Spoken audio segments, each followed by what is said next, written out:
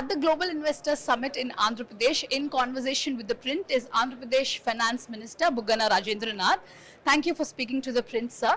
In the run-up to this event, you and the Chief Minister have several times pitched Vizag as one of the capitals and how the government is going to focus on Vizag, be it investments, be it making the IT capital of the state. So how is that going to be done? What's the action plan for that then? See, basically we intend to have our administrative offices from Vizag. So most of the government machinery will be operating out of Vizag, including the Chief Minister's office. This is after all compliances are met. And then once administration starts operating out of here, public, the people automatically get the necessity to, come here, come to Vizag, and then start visiting Vizag too. Parallelly, we intend to develop industry, especially the IT-enabled services, the financial services, and various other industries that Vizag becomes a place of a natural advantage, or rather Vizag has a natural advantage. So this will see Vizag slowly not only grow and provide the environment that is required for government offices and other institutions to operate, and also provide reason for businesses and businesses where Vizag is an advantage. Having a business, Vizag is an advantage also to establish here. Right. So what is going to be, you've said the transformation of Vizag will happen in such a place that people would want to invest more, IT would be happening. So what are the immediate steps that government will take to revamp or change Vizag, or what's going to change in Vizag specifically? So Vizag basically is a very beautiful place. Very rarely do you get a place like Vizag where you have, it's on the coast, you have the beach, you have the hills, you have the hill stations. Very rare that you have both the coast and the hill stations very close to each other. And then Vizag is very cosmopolitan in nature. The reason being various industries and institutions of national importance being located here. For example, you have the RINL, the Rashtriya Ispat Nigam, the steel plant. Then you have the Eastern Naval Command headquartered here, and then you have the Hindustan Shipyard, and then you have various petrochemical industries and stations. Therefore, you already have a population that is cosmopolitan in nature from all over the country. So this, along with, and it's a beautiful place. So whatever social infrastructure that is required for better what you call facilities for the working class, especially the youth, to be provided, and master planning of the area around the existing city to be in line with modern living standards. I think that should do. That will make Immediate thing, a master plan for Vizag. And we also have international airport coming up, the new Bhogapuram International Airport. Yeah, this also will add to Vizag. So will this also include skill development centers, lands for offices and all those things? Yeah, we already have skill development centers. We already have centers of excellence.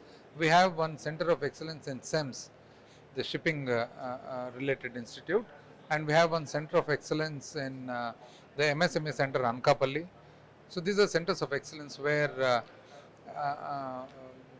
skilling of higher order is imparted, that is NSQF 678. And we have regular skill development hubs also located in all the assembly constituencies. Right. Also, when you say what's the key thing in the master plan that we have to look at, apart from what you mentioned, have there been discussions in the government about this master plan of Vizag? What are those? Master plan is a normal plan which any city will have.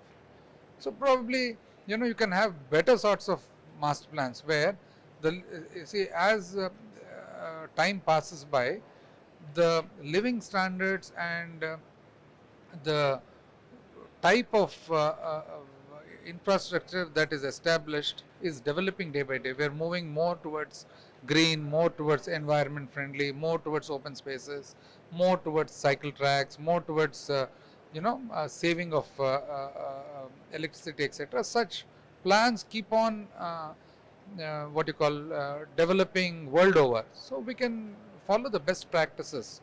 And then, but I was talking about a general master plan, nothing in specific, but something that will be a class apart. Safe to say that the government will focus on making Vizag as the tech capital or the IT capital. Yeah, sure, that's right. You're right. That's good. You're right. Yeah. Also, when you and the Chief Minister spoke about Vizag being the capital or one of the capitals, there was a little criticism about how can they announce this when the matter is in court. So, because there's also the three capital petition and there's a legal thing going on to it, just the matter is in the top court. So basically what is in court is something to do with the CRDA. But normally it is, see, the stand that the government has taken is that the executive has the authority to take certain decisions of where to operate one from, etc., etc. So that is the basis on which we have the state government has filed an appeal. That is the reason that I said after compliances are met.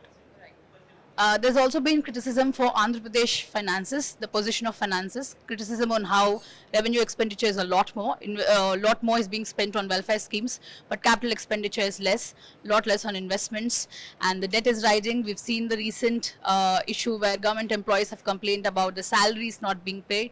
So does the state have equal or at least money to allocate to the development of Vizag or the capital in the first place?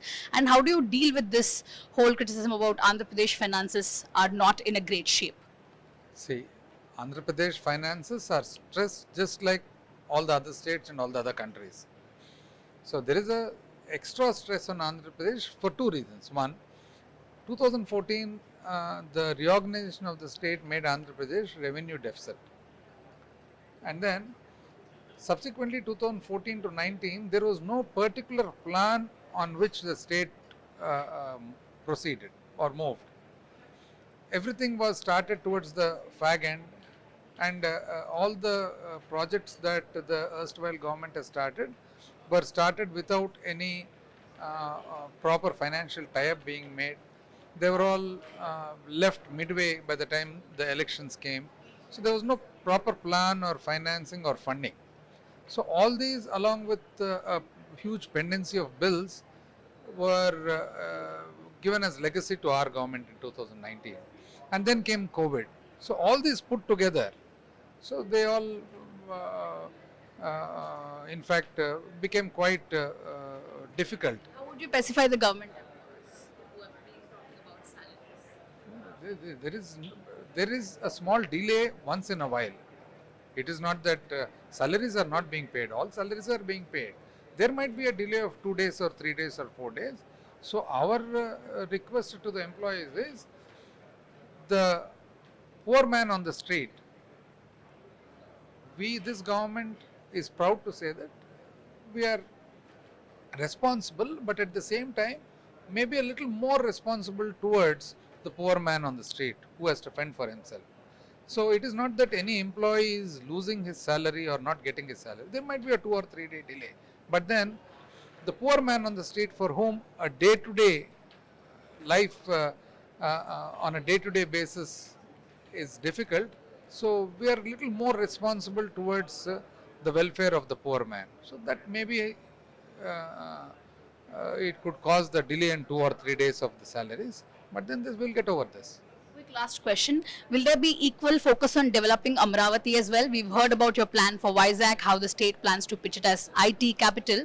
But Amaravati farmers have also been talking about how the earlier government promised that to become a capital and the whole land issue. So the current government, will it focus equally on developing Amaravati as well? Do they have that on mind?